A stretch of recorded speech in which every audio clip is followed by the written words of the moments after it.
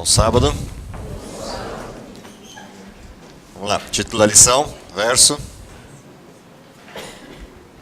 Reforma, nova maneira de pensar. Se fosse crucificado somente com Cristo, buscai as coisas lá do alto, assentar a ser de Deus. Pensai nas coisas lá do alto, não nas que são daqui da terra. Ok. Antes da gente voltar para comentar esse texto aí de Colossenses, vamos lá para os objetivos da lição. Entender o que a gente tinha que ter aprendido essa semana, qual a nossa mudança interna de sentimento a partir dessa compreensão e a prática resultante disso. Então, o primeiro objetivo que a gente tinha que ter aprendido. Conhecer a relação entre pensamentos e ações descritas no Novo Testamento. A lição dessa semana reforça o conceito bíblico de que as ações são governadas pelo pensamento. E o pensamento é moldado por aquilo que deixamos entrar na mente por meio do sentido. Ok? Então, o objetivo de conhecimento dessa semana, ou o aprendizado dessa semana, é uma relação íntima entre duas coisas. O que se pensa e o que se faz. E a compreensão é de que tudo aquilo que eu penso é aquilo que molda a minha prática, a maneira de eu fazer as coisas.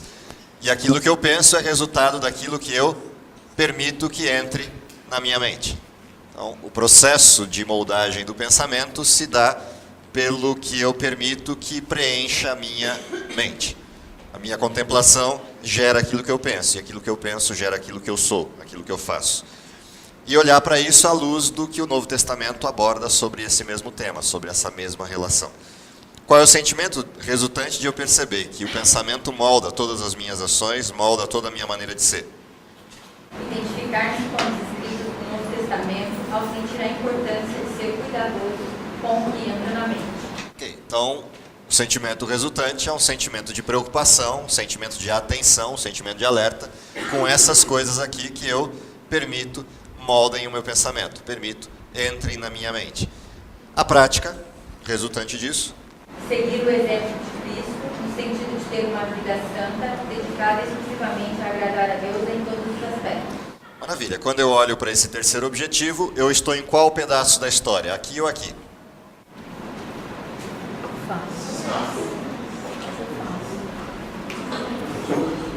Qual deles? Vou reler o texto. Seguir o exemplo de Cristo no sentido de ter uma vida santa, dedicada exclusivamente a agradar a Deus em todos os aspectos. Em qual deles eu estou? Aqui ou lá? A nossa tendência usual é falar o quê? Eu estou aqui, certo? Nesses dois elementos. Se eu for olhar o exemplo de Cristo, na realidade eu estou aonde? Estou aqui. O que permitia a prática de Cristo do jeito que era? Uma mente ligada 100% do tempo a quem? A Deus e às coisas de Deus.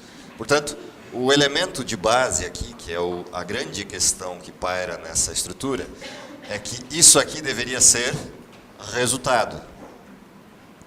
Resultado de algo que veio disso aqui. E isso aqui deveria ser algo resultante do quê? Transformação.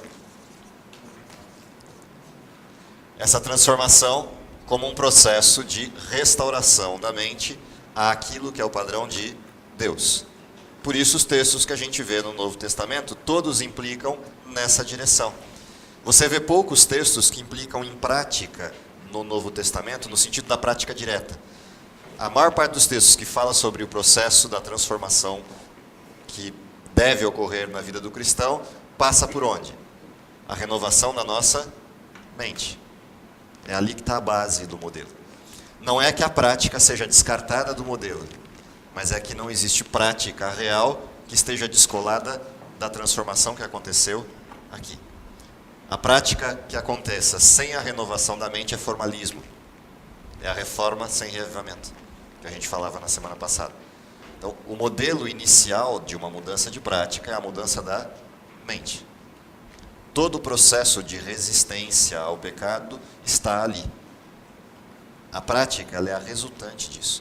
A prova disso é tão marcante que quando a gente vê os textos de Paulo, quando Paulo discute essa questão da relação entre a mente e o corpo, o auge dessa discussão é Romanos 5, 6 e 7.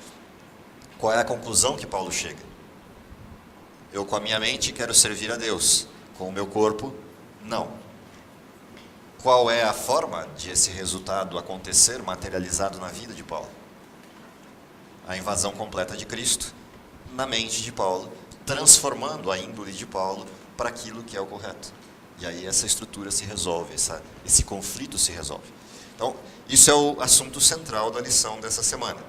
Há uma íntima relação entre mente e corpo, há uma íntima relação entre mente e prática, e essa relação tem que ser compreendida ao extremo na vida do cristão. E a lição já começa trazendo exatamente essa discussão na introdução dela, com 2 textos interessantes de se observar. Um deles é uma experiência, relatada aqui, uma experiência de Isaac Watts, quando ele passava por uma situação de ser apresentado em público, de ser mostrado em público, e todo mundo imaginava uma pessoa que tinha construído, ou arquitetado, ou desenhado, ou se inspirado ao escrever 750 hinos, e todo aquele histórico de vida dele, o que se imaginava ver era uma pessoa diferente do que a realidade daquele sujeito era. E quando ele se apresenta e uma pessoa vem à direção dele com expressão de surpresa, qual era a surpresa? A diferença entre o sujeito e o produto. Se imaginava um sujeito que fosse exatamente semelhante ao produto, e não era isso que se via. Qual é a resposta dele? Qual é a medida do homem? Qual é a medida do ser humano? A sua mente. Essa é a medida do ser humano. Porque o produto do ser humano não está aqui. O produto do ser humano está naquilo que criou aquilo que foi feito lá. Então, a estrutura básica daquilo que rege a medida do ser humano é a sua capacidade de pensar. Essa é a estrutura que mede o ser humano. Quando ele perde isso, ele perdeu tudo. Você pode estar podre numa cama de hospital. Se a sua mente está em ordem, você tem tudo. Inverte a lógica. Você tem toda a saúde e competência física, mas não tem a sua mente. Você não tem nada. Essa relação ela é importante de a gente perceber na ordem das coisas. E aí vem uma proposta em cima desse exemplo que a lição abre, com um texto que começa a definir esse processo. Reforma ocorre quando o Espírito Santo harmoniza nossos pensamentos com os pensamentos de Cristo. Ou seja, é a pergunta que o Zé Luiz colocava no início da nossa meditação musical para hoje. O que Cristo faria em meu lugar?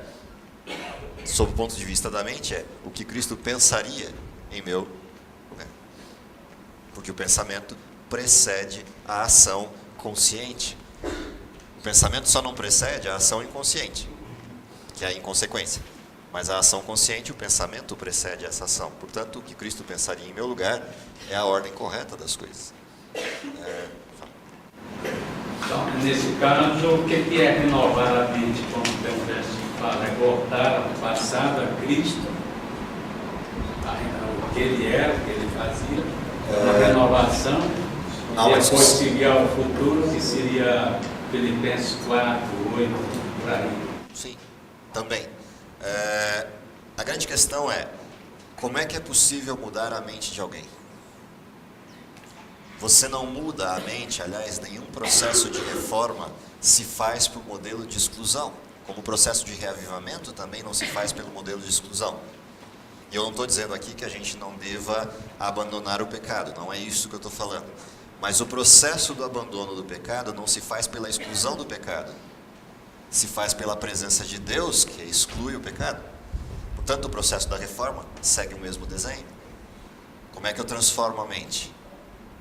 Não é tirando coisas, é acrescentando coisas, que são incompatíveis com as coisas que estão lá. Ou seja, a renovação da mente é a inclusão na mente do quê? Das coisas de Deus. Isso está num dos textos de comentário de Ellen White, quando a gente chega lá na lição, acho que de A Salvaguarda da Mente, a lição de terça-feira. Tem um pensamento nessa direção, discutindo exatamente essa situação do que eu preciso fazer para renovar a mente, para mudar a estrutura.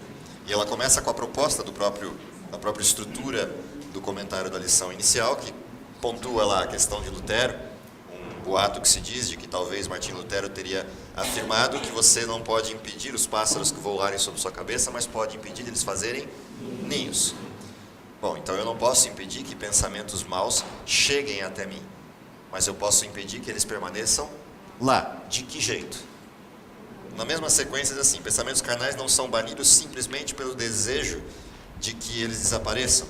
Eles são expulsos da mente quando ela é preenchida com outras coisas. Então, se não há espaço para outro tipo de pensamento, o pensamento até chega, mas ele não tem onde se ancorar, não tem onde ficar. Então, o grande segredo dessa questão da renovação passa por aí. É o processo de comunhão que me leva a preenchimento da minha mente com as coisas corretas, com as coisas certas, com aquilo que se precisa preencher. Então, aqui começa a história da lição dessa semana. Ou seja, qual é a grande proposta da lição dessa semana? Eu entender de que jeito eu filtro o mal, de que jeito eu restringo o mal. E esse mal, no nível inicial dele, que é a vitória do pecado na mente. A vitória do pecado nos atos é fácil, é relativamente fácil, porque ela implica simplesmente em você ficar controlando aquilo que você faz. Isso é tão lógico no processo que os fariseus conseguiram fazer isso com maestria. E toda vez que eles descobriam alguma coisa que podia provocar algum tipo de atitude que era distinta daquela que eles queriam que fosse manifestada, eles criavam uma regra para bloquear essa atitude. Ao ponto de eles viverem o dia inteiro preocupados com essas regras enquanto o sol estava batendo. O dia que o sol se apagava, estava tudo certo, porque ninguém está vendo. Mas enquanto o sol está a pino e está todo mundo vendo, eles tinham milhares de regras para ficar se policiando do processo de não cometer falhas aqui. Mas isso aqui estava podre. Portanto, a vida era um martírio. A vida era pesada. Essa estrutura é a que Cristo quer renovar. Então, por que o processo da renovação da mente implica em paz? Sabe, isso está dentro do processo da discussão. A paz que excede todo o entendimento deve fazer o quê? Qual é o produto que ela deve resultar? O que a paz que excede todo o entendimento deve fazer comigo? Oi? Estava lá, estava no desenho dos textos da lição. Oi? Guardará o coração do quê? Em Cristo Jesus. Percebe que o processo não é martírio? Ou seja, eu acumulo dentro da estrutura aquilo que de fato traz alegria e paz. Isso guarda o meu coração do erro, guarda o meu coração dos pecados. Por isso é que o salmista vai pontuar de que eu me alegro em fazer a vontade de Deus. Eu me alegro nos preceitos e nos mandamentos de Deus, porque eles não são pesados. Por que não são pesados? Porque eles são resultantes dessa paz que invadiu o coração. Ou seja, o que faz a transformação da mente e da prática é acumular na mente aquilo que traz paz. Paz com Deus. E o que é que traz paz com Deus? A justificação. Percebe que é o oposto da prática. Não é que a prática não seja importante, a prática é a manifestação de que essa justificação ocorreu, porque a prática tem que ser pacificadora, tem que ser em paz. A parte dolorida não está no fato de eu tentar vencer o mal, a parte dolorida está em eu começar a perder aquilo que eu gosto. As coisas que eu gosto são aquelas que eu tomo tempo e elas doem para ser retiradas porque eu gosto delas. Portanto, o único jeito desse processo ser feito sem que isso seja um martírio absoluto é que eu preencha isso com coisas que eu goste mais do que aquelas. Essa é a transformação que se espera. Por isso a transformação nasce da proximidade com Cristo. Ela resulta dessa proximidade com Cristo. Então, a partir dessa perspectiva, a lição começa a discutir um pouquinho qual é de fato a importância da mente para toda a nossa estrutura e qual é a importância do corpo para essa estrutura que é a mente. Há uma relação íntima entre as duas estruturas. Tudo aquilo que eu penso resulta em prática e, portanto, afeta o quê? Minha vida como um todo. Porém, tudo aquilo que eu tenho no corpo afeta quem? A mente. Portanto, o processo pode se tornar mais fácil ou mais difícil conforme aquilo que eu faço no corpo. Bom, onde é que está essa lógica? Se a lógica é eu preciso preencher a minha mente com aquilo que transforme a minha mente à semelhança de Cristo, para isso acontecer o que eu preciso ter? disponibilidade na mente para pôr essas coisas lá dentro. O que eu faço no corpo afeta isso. Se você quer ler a Bíblia, isso dá sono ou dá prazer? Depende. Você está desperto ou está com sono? Para eu estar desperto, quem tem que estar em ordem? O corpo. Para eu me concentrar e compreender o texto, quem tem que estar desperto? O corpo. Por conseguinte, a mente. Portanto, qual é a relação entre corpo e mente? É que eu só vou conseguir compreender com a profundidade necessária as coisas de Deus se o corpo vai bem. Se o corpo vai mal, se o corpo está doente, qual é a resultante disso? A resultante disso é que a mente vai mal. A mente não funciona. Pelo menos não funciona do jeito que precisaria funcionar. Então, aquilo que eu me alimento afeta a mente. Se eu encho a minha barriga com coisas que vão afetar todo o meu processo digestório a partir daí, qual é o resultado? Pelo menos durante esse tempo, ou durante esse processo, a minha mente falha. Ela para, ela trava, não tem jeito. Ela vai ter lapsos. Se eu afeto o meu processo de respiração por incompetências na minha prática de vida, eu vou ter processos de circulação que estão afetados por isso. Se eu tenho excesso de sedentarismo enquanto modelo, isso também vai afetar toda a minha estrutura de respiração. Quando eu falo respiração, não essa aqui só, a respiração inteira, processo sanguíneo, todos os processos envolvidos nisso. Qual o resultado? Somente falha. Bom, a relação entre corpo e mente está ligada a isso. Para eu compreender Deus e a espiritualidade funcionar do jeito que precisa, isso tem que estar em ordem. Mais do que isso, se eu olhar todo o processo do entorno, a lição falava de filtros da mente. Quais são os filtros da mente propostos dentro da mensagem bíblica e exemplificados na prática na lição dessa semana? Eu tenho que começar a delimitar aquilo que vai entrar. Só que aquilo que vai entrar, muitas das vezes está relacionado com aquilo que eu pus para dentro, já. Se eu estimulo o meu corpo com uma série de elementos que estimulam o corpo, quais são as coisas que vão suprir esse estímulo? Percebe? Se eu acumulei elementos de estímulo no corpo, eu vou querer coisas enquanto mente que mantenham esse mesmo grau de estímulo. Então, aquilo que eu me alimento afeta aquilo que vai preencher a minha mente com o mesmo nível de satisfação. Isso tem a ver com uma estrutura direta com aquilo que eu me alimento e com aquilo que eu faço. Então, há uma relação entre as coisas que eu uso para me alimentar e as coisas que preenchem a minha mente com o mesmo grau de satisfação, porque no final das contas, quando a gente enxuga tudo isso, toda essa estrutura acaba caindo num único pacotinho de coisas que é uma relação direta entre modelos enzimáticos e quebras deles e modelos hormonais e quebras dele. No final das contas, tudo vira essa mesma estrutura. Você enxuga, enxuga, enxuga, enxuga, e quando você descobre, no final das contas, na área médica, o que sobra é isso. Está aí os dois para provar isso de plantão.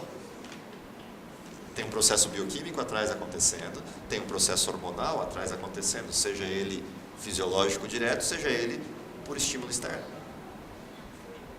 E é isso que molda a mente, no final das contas. Então, há uma relação direta e há uma preocupação direta. Então, qual é o primeiro filtro da mente, de fato? O primeiro filtro da mente é impedir a mente de pensar as coisas ruins? Não, o primeiro filtro da mente é preparar a estrutura. Esse é o primeiro filtro. Portanto, quando se fala em modelo de reforma, antes da gente pensar em saúde, todas essas coisas ligadas à reforma, a primeira questão é espiritual.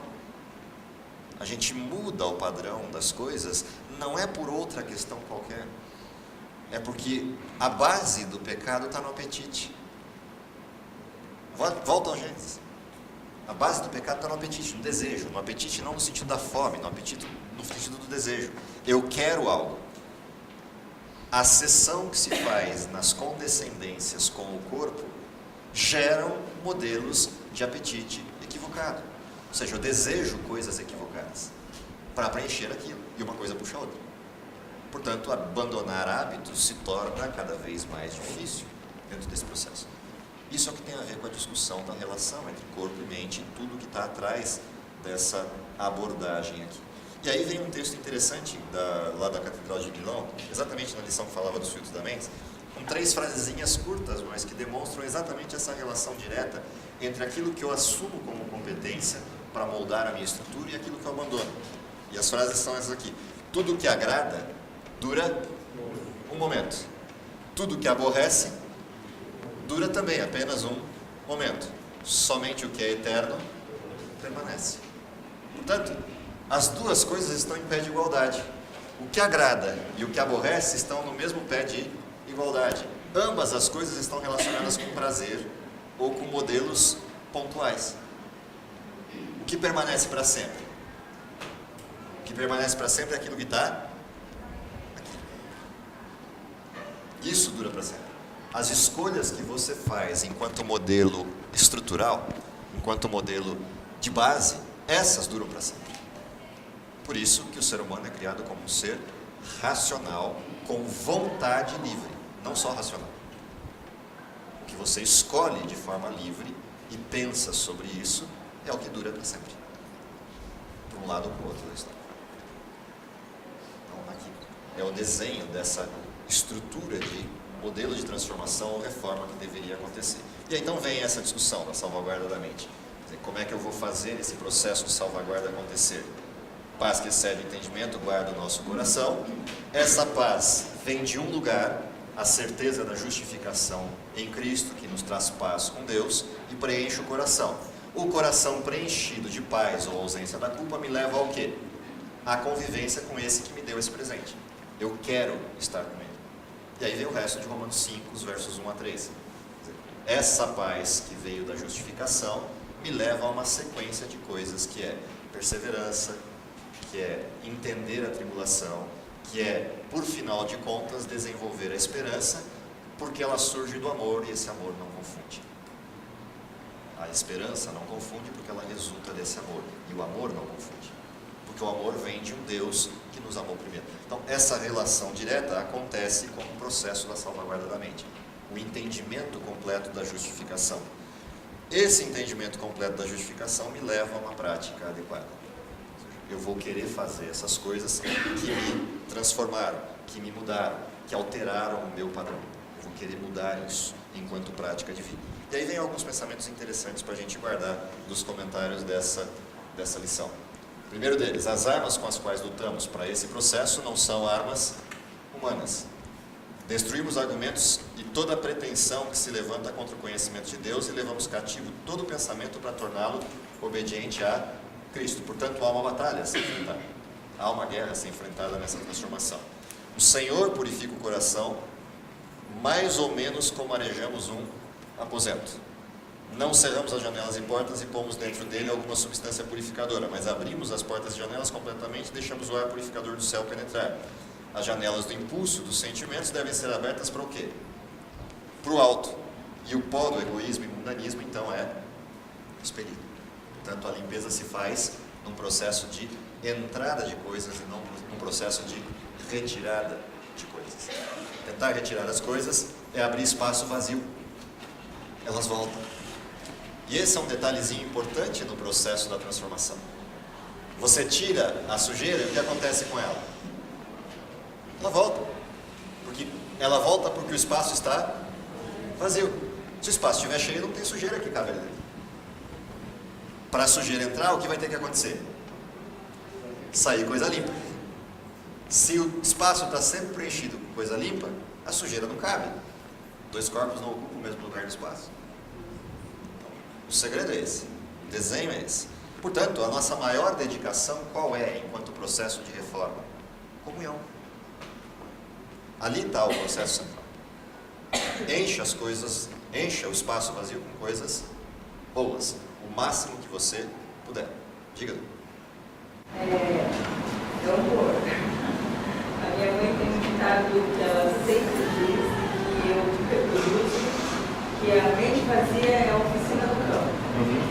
Então, é literal, é humorístico, mas é isso que acontece. Por que isso acontece? Mente vazia é a oficina de Satanás. Por que isso acontece? Vai a Apocalipse, capítulo 3, se a minha memória não estiver falhando, acho que é verso 20, ou perto disso. Dá uma olhadinha lá. Se não for o verso 20, é bem perto disso.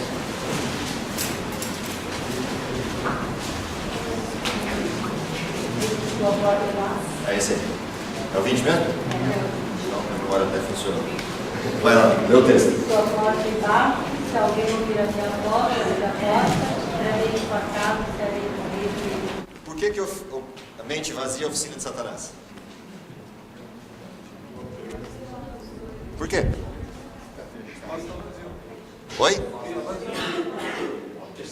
O espaço está vazio. Quem pode ocupar o espaço? Deus ou o diabo? Por que toda vez que a mente está vazia, é Satanás que ocupa o espaço? Porque ele não bate na porta, só por isso. Ele entra. Ele invade, ele não bate na porta. Ele entra. Deus não. Deus bate na porta. Quem é que abre? Eu. Agora, se eu abrir e ele entrar, quem não entra?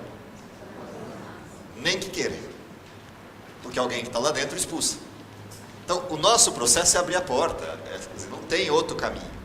Não tem outra alternativa. Ou a gente abre o caminho para Deus entrar e segura ele lá dentro para não ir embora, ou a hora que ele for, está vazio o espaço. Se estiver vazio, alguém vai entrar. Porque ele força a entrada e entra. Ele não pede licença.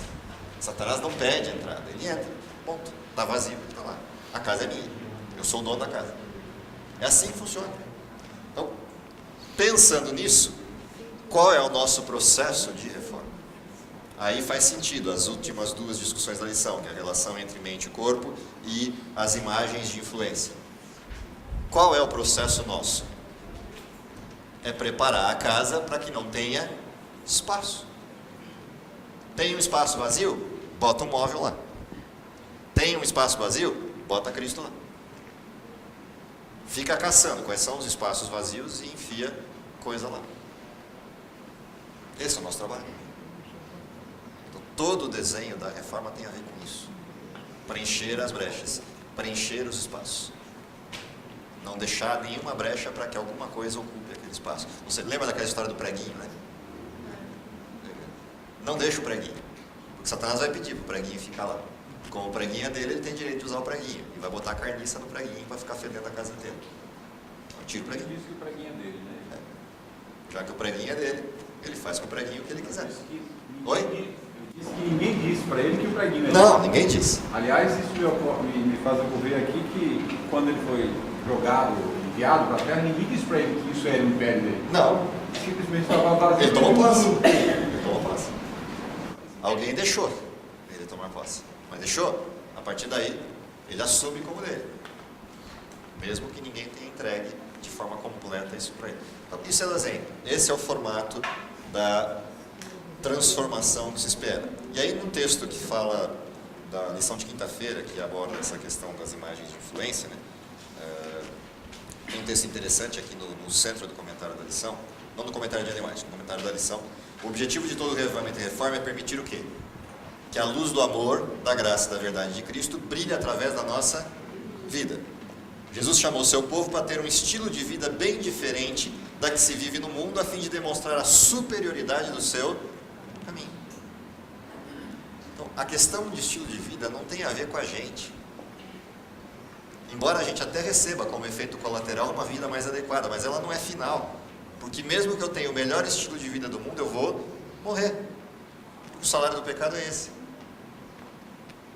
Então, o problema não está com a gente. O estilo de vida não está ligado a gente. O estilo de vida está ligado a gente exclusivamente na questão de eu abrir espaço para o relacionamento com Deus. Mas a grande questão que paira no estilo de vida é que o estilo de vida, diferente do estilo de vida do mundo, mostra que alguma coisa é melhor do que o que está sendo vivido lá. O mundo não está discutindo se eu vou morrer ou não, porque todo mundo tem certeza absoluta de que vai morrer. Só não sabe quando. Todo mundo tem certeza que vai morrer. Agora, o estilo de vida demonstra que isso pode ser de um jeito diferente enquanto eu estou vivo, e não porque eu vou morrer ou não. A condição de vida pode ser diferente enquanto eu estou vivo, e não quando eu vou morrer. Porque quando eu vou morrer, todo mundo vai mesmo, enquanto Cristo não volta. Agora, dá para viver diferente? Tem alguma vida que é superior a essa desgraça da vida humana de hoje? No intervalo entre a vida e a morte, tem algum jeito de ser melhor do que o que é? É com isso que está ligado à história do estilo de vida. Demonstrar que a bênção de Deus recai sobre os seus filhos e é melhor viver nos parâmetros de Deus do que em outros parâmetros. E aí o texto termina dizendo assim: ele nos chama a ser compassivos, atenciosos, dedicados neste mundo de egoísmo, cobiça e vaidade.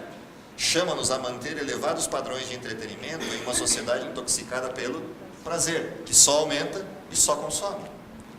Chama-nos a uma vida saudável nesta época em que milhões de pessoas morrem cedo de doenças degenerativas causadas por elas mesmas. Percebe que a discussão aqui não são as doenças causadas por situações extemporâneas do mundo de pecado em que estamos, mas aquelas que são causadas pela nossa própria estrutura, pela nossa própria ação.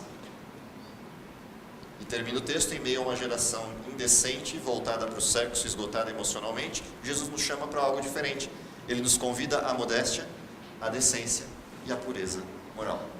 É nesse nível que o mundo deveria ver a diferença entre os cristãos. E pior, deveria ver isso em cristãos alegres e não martirizados pela ação de tentar tirar o pecado da vida, mas alegres porque o pecado foi expulso da vida, porque Cristo está dentro do coração. Portanto, ele seria não só diferente, ele seria diferente e feliz, independente do que acontecesse ao redor. Isso só já seria suficiente para o mundo se convencer de que há um estilo de vida melhor. Essa é a reforma. Por isso a reforma. Toda a reforma nunca deveria acontecer antes do reavivamento. Eu aceito Cristo, me torno alegre pela condição de ter Cristo no coração, e a reforma produz um efeito de resposta a esse Cristo, de transformação. Diga. O professor, preencher que você falou é muito importante, né? Porque as janelas estão abertas direto para receber essas coisas. São o nosso ver e o nosso ouvir. Todos os sentidos. Você vê programa de televisão, você vê filme, você vê programas de televisão. Se você não está preenchido, você vai só preenchendo com essas coisas, através dos ouvidos. Agora, Paulo, o apóstolo Paulo, eu gosto muito desse verso, né? E ele ajuda a preencher. Poderia ser Filipenses 4:8. 4:8 é bem típico para isso. Posso ler? Pode, por favor. Finalmente, irmãos, tudo que é verdadeiro, tudo que é respeitável, tudo que é justo, tudo que é puro, tudo que é amável, tudo que é de boa fama, se alguma virtude há e se algum louvor existe, seja isso que ocupe o vosso coração. O que mais gosto nesse texto é a segunda parte dele, porque a primeira é óbvia. Até a primeira parte é óbvia, mas tem uma hora que Paulo julga inclusive as coisas boas. Ele faz uma lista de coisas boas em Filipenses 4:8. Aí chega uma hora que ele pega essas coisas boas e fala: agora eu preciso validar se essas coisas boas são boas de fato. Ele fala: se há alguma virtude, e que mais? Oi? Se há louvor. Então, se tudo aquilo que é bom, filtrado agora por essas duas validações, ou seja, virtude é o quê? Encaminha as pessoas para aquilo que é o bem de fato. E louvor é o quê? Essas coisas exaltam a Deus como Criador, como mantenedor e como soberano do universo. Então, mesmo as coisas boas podem não fazer isso. E isso é importante nesse texto. Para mim, a parte mais bonita do texto é a segunda e não a primeira, que é quando ele valida o texto. Ou seja, eu olho para todas as coisas do mundo, tem um monte de coisa boa no mundo? Tem. Tem um monte de coisas que não são pecado no mundo? Tem. Mas Paulo filtra essas coisas dizendo o quê? Tudo me é lícito, mas nem tudo me convém. Ele não está falando entre bem e o mal. Ele está falando entre o bem e o bem. Entre o bem e o bem, tudo me é lícito, mas nem tudo me convém. Por quê? Mesmo coisas boas podem exaltar o quê? As coisas más que estão em mim. Portanto, há uma segunda questão importante aí. A primeira questão importante é preencher o nosso coração com as coisas boas que vêm da onde? De Deus. Porque virão coisas boas também, que não são essencialmente pecaminosas, mas que sem Deus se tornam condutoras do pecado. E essa é a parte importante do texto. Ou seja, eu avaliar coisas boas não é fruto da minha razão. Assim como avaliar coisas ruins também não é fruto da minha razão direta. Ambas as coisas dependem de Deus. Essa é a noção de equilíbrio no cristianismo. É equilíbrio entre o bem e o bem. Água faz bem? Faz ou não faz? Faz. Toma 20 copos por dia e vê o que acontece com você. E além de tomar 20 copos por dia, toma água que não seja alcalina, que seja ácida. Vê o que acontece. Toma 20 copos e vê o que acontece por dia. Está morto. A água mata. Tanto quanto veneno. Salada faz bem? Faz ou não faz? Faz. Come sua salada. O que acontece? Não faz bem, mas muito mel faz mal. Mel faz bem? Há controvérsias. Mas que na medida como sobremesa faz, excede nele, o que acontece? Tem açúcar? Tem. Faz mal. Então, assim, fruta faz bem? Se entope delas. E vê o que acontece. Pergunta isso para um diabético. Não tem jeito. Entre o bem e o bem tem equilíbrio também. Tudo me é lícito, mas nem tudo me convém. Então, quem é que direciona aquilo que de fato faz bem? A fonte. Então, quem é que me dá o discernimento daquilo que me faz bem? A fonte. Portanto, nossa busca desesperada é pela fonte, porque a fonte nos traz ao ponto central da vida e a encontrar aquilo que precisa ser mexido na vida. E na dimensão correta das coisas que tem que ser mexidas na vida. Fechando a lição, para a gente encerrar, para aqueles que precisam assistir o segundo culto, o último bloco de textos que eu acho que é legal são os textos de fechamento da lição. Muitos professam estar ao lado do Senhor, mas não estão. Por quê? A influência de todas as suas ações está do lado de Satanás. Porque por que meio havemos de determinar de que lado nos encontramos? Quem possui o nosso coração e em quem nossos pensamentos estão? Sobre quem gostamos de conversar? Quem possui mais as nossas calorosas afeições e melhores energias? Se estamos do lado do Senhor, nossos pensamentos estão com Ele e nossos mais suaves pensamentos são a seu respeito. Não temos amizade com o mundo, tudo quanto temos e somos consagramos a Ele. Então, a medida, o termômetro para saber se eu estou com Deus ou não, mede aquilo que detém a sua atenção. Mede aquilo que chama a sua atenção, aquilo que te dá saudade, aquilo que te dá perspectiva de busca. Toda pessoa tem o privilégio de ser um conduto vivo pelo qual Deus pode comunicar ao mundo os tesouros da sua graça, as insondáveis riquezas de Cristo. Nada há que Cristo mais deseje do que agentes que representem ao mundo o seu espírito e caráter, mais do que pregação, mais do que qualquer outra coisa. Não há nada que o mundo mais necessite do que a manifestação do amor do Salvador mediante a humanidade. Todo o céu está à espera de condutos pelos quais possa ser vertido o óleo santo para ser uma alegria e bênção para os corações. Isso é o que a reforma, isso é o que o renovamento deveria produzir como efeito colateral. A resposta ao mundo da sua maior necessidade. Amor genuíno e a manifestação clara de que o Espírito de Deus conduz a vida do cristão. Que Deus nos abençoe para que essa seja a nossa perspectiva de mudança, principalmente considerando o tempo em que vivemos, para que o mundo possa ver Cristo de novo na terra. Querido Pai, está nos céus, te agradecemos pelas tuas bênçãos, pelos teus cuidados, te agradecemos pela inspiração da tua palavra, principalmente pelo direcionamento claro, objetivo, constante que a tua palavra dá à nossa vida. Dá que possamos, reavivados por essa palavra, entendermos a necessidade urgente das mudanças que precisam ocorrer no nosso tempo, na nossa vida, para que o mundo possa ver, em meio a tanta confusão, que ainda há alternativa de retorno e restauração à tua imagem e à tua semelhança. Perdoa nossos pecados, dá-nos poder para vencê-los, é o que pedimos, confiado nos méritos e graça maravilhosa de Cristo, em nome de quem oramos. Amém.